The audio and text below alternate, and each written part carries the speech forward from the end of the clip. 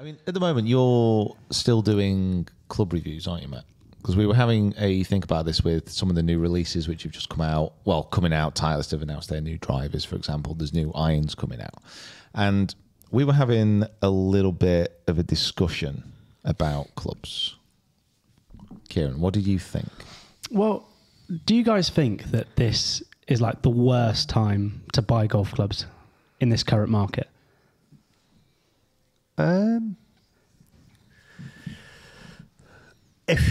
If you were buying new, yeah, potentially. Really? Because obviously, Titleist, what are we now? August, aren't we? Yeah. So Titleist always generally release around here, don't they? August, September time.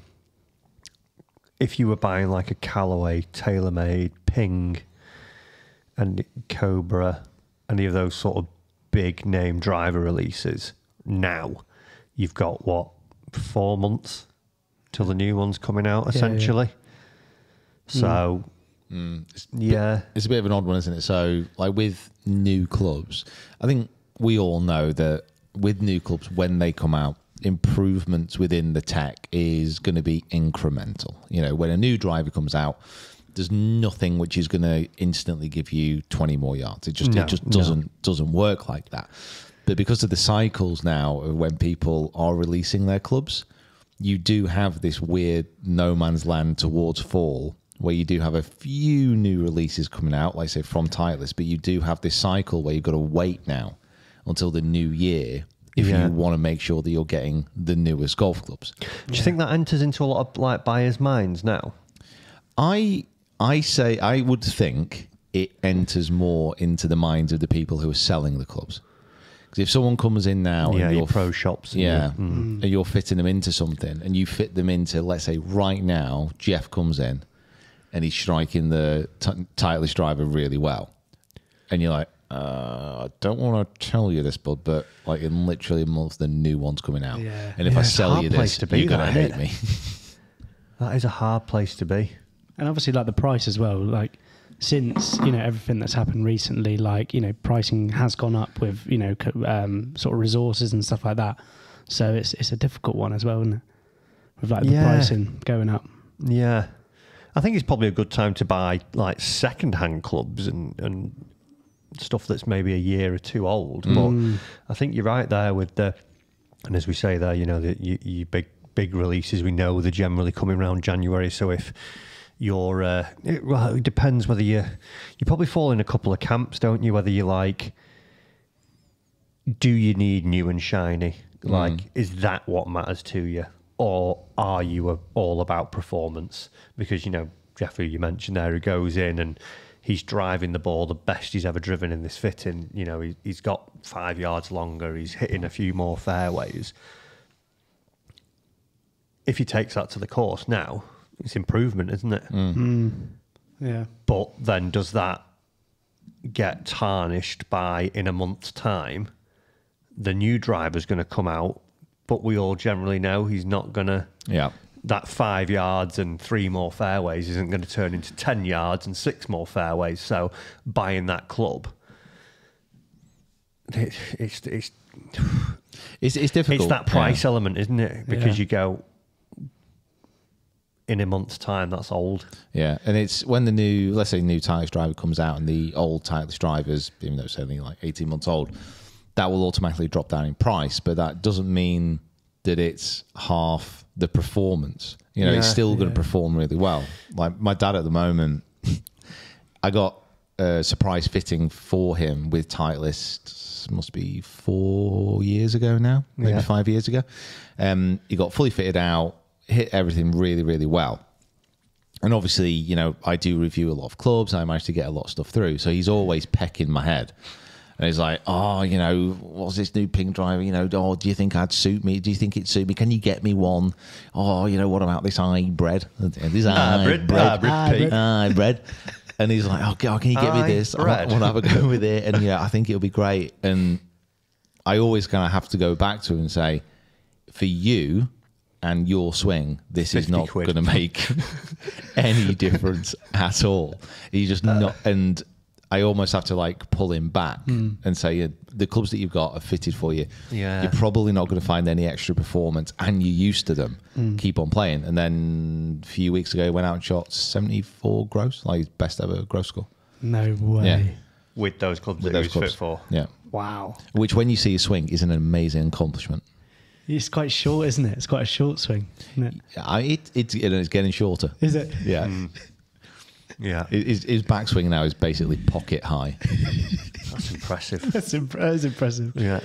Um, Yeah, so it's a tough one, isn't it? And do you think that, like, obviously, you know, brands these days have brilliant sort of marketing, you know, especially sort of TaylorMade, Callaway have great marketing towards their new drivers and, you know, other clubs as well. Do you think that people get sucked into that?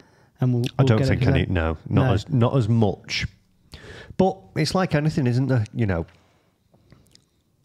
there's always going to be first-time buyers. Yeah. There's always going to be people who are like leveling up as well. So, you know, you might have been playing with a set of second-hand clubs that you've had for 5 years because when you started playing the game, that's what your budget dictated. And now, you know, you're 5 years down the line, maybe you're earning a bit more money, you've got some more disposable income, and you think, do you know what, like golf's my biggest thing that I do, you know. It might be that your partner goes doing something else, you know, gymming or cycling or whatever it may be, and they spend a load of money on that, and you think, well, golf's my thing and I'm going to go and spend my money on that. So there'll always be, you know, people coming in to buy it. Yeah.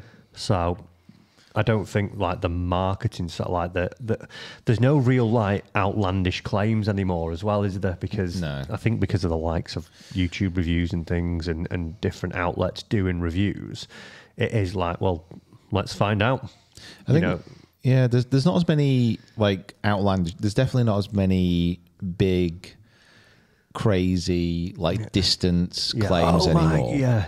And certainly last year we saw it with all the new. Well, start of this year we saw all the new releases really going in for the forgiveness angle. You know, this 10K number with Ping, with TaylorMade, all about trying to get the most forgiving driver possible.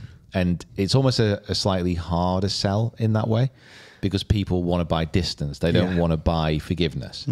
So there is that. But I think with the marketing, like you said, there's always going to be first-time buyers. There's always going to be people who don't watch reviews. There's always going to be people who want to go into a shop and they just want to understand what the best driver is. And that's where the marketing and that's where the messaging really becomes important. And there's a reason that these companies, we're not just talking about golf here, there's a reason why often the biggest budgets in any company is marketing. Yeah.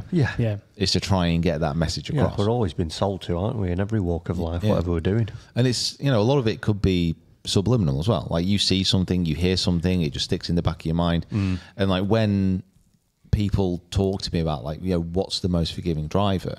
Like I've done testing and, you know, we've figured it out, but automatically my brain goes to the Ping and the TaylorMade, because they've got this 10K number and that's what they've really kind of forced to us. Yeah. But the other drivers out there, like the Cobra, for example, I think we did. We did some testing, retesting, and that was up around like 9,000, I think, in the end, which is in the context of forgiveness, Really good. There's hardly any real separation there. Yeah. No. So it's kind of like, well, I think the marketing makes a lot bigger difference than people think. Yeah. Or like to think about themselves, because nobody likes to admit that, oh yeah, I've been sold that. They got me. Yeah. Yeah. Damn it. Yeah. Everyone wants that 10K. Thought I was going to hit every fairway. Again, I didn't. See, it does matter, because Kieran, what's your favourite brand? Ping. Is it? Yeah. Not Strixon. Well, Strixon and Ping. Yeah. They're a mixture. Yeah. Whereas, like, you know, the Strixon sort of like drivers aren't. I wouldn't probably get them because, like you said, they're not Marketed to you. They're not. They aren't. Yeah. They're not really. Yeah. Whereas like, they're not known for drivers, are they? No. But wedges, you go. Yeah, all right. No. But like we kind of spoke about last week about Titleist. Titleist sort of Players brand. Yeah. And that's kind of gone under the radar of you know, of the market. Their marketing is not necessarily under the you know, it's not gone under, but it's just like less low key than TaylorMade, than a Callaway sort of thing. Yeah. More Yeah. subtle. It's all changed as well. Like, you look at TaylorMade do an awesome job, don't they? Like with the stable of players that they've got, and then how they've done all that sort of things. Like, if anything comes on YouTube from them, I'm like, oh, I've got to watch this. Like the Scotty and Tiger chipping thing, and then you get, like that short game comp between them all, you are essentially being sold to there. Yeah. Look, here's the balls and wedges we play. But all I'm watching is like Morikawa, Scheffler, Fleetwood, Rory, Tiger, having a chipping comp like I would do as a kid with my mates. But I'm like, this is the best thing ever. Oh my God, look at these players. And like all I'm seeing is TaylorMade. So if you're someone who's then in the cycle of buying clubs, it's like, oh, actually, like your mind will go back to that. So it's that brand association, isn't it? If you watch that and enjoy that, then you're going to associate TaylorMade with you enjoying something, and that's just going to make you feel more positive about things. Yeah, definitely.